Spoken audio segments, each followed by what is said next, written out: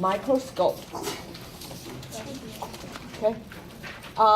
The first one I only ask you name the tissue type: skeletal muscle tissue, skeletal muscle fiber. Yeah, the next unit is huge. On the heart alone, more than 30 items you need to know.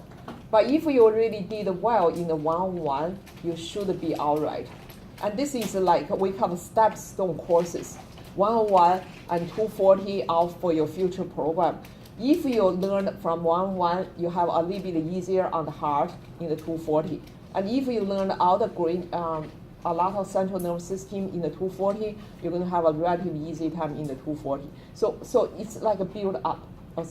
So the skeletal muscle tissue, I want you to write down at least 2 words: skeletal and the muscle. If you miss one, you either don't get a point, you get half point deduction. Some people just write down muscle, no half point.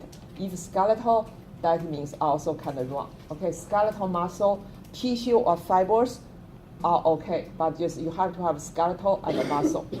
The third row, the first one is a cardiac muscle tissue or cardiac muscle fiber.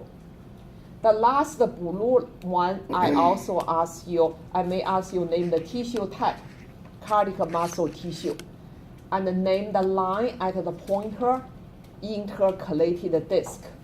Intercalated disc. Are we good? Okay. The remaining time for check off, study your lecture, test questions.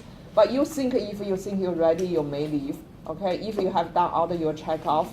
So this part, a particular bone, I have 2 sides, each a particular bone and the axial bone and the osteon muscle fiber. Oh, okay, one thing I forgot. Okay, so this is usually make more sense.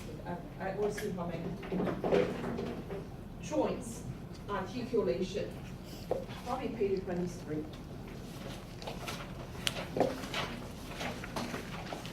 Only look at the upper limb joints, okay? All I ask you, not the first column, like if I say name the type of the joint or name the joint type, I don't ask you shoulder, elbow. You don't need the 240, you know it's an elbow joint. But I ask you, is a ball socket, is a hinge, is a pivot, or is a condyloid? So you're going to answer.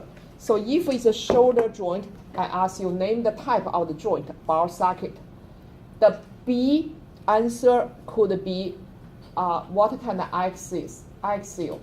So triaxial, monaxial, biaxial. And the B can be what kind of movement? And usually ask you the small movement, either like pivot movement or flexion extension. So you have space to write down those movements. Okay, so you go through the upper limb joint and just you can use your own arm, ball socket, hinge, between the 2 forearm bone, radius and ulnar, and the pivot, wrist joint, condyloid, and the metacarpal phalangeal, condyloid, interphalangeal, hinge. Go over that. What is the type joint? What is the axial? What is the major movement? Okay, 2 questions here.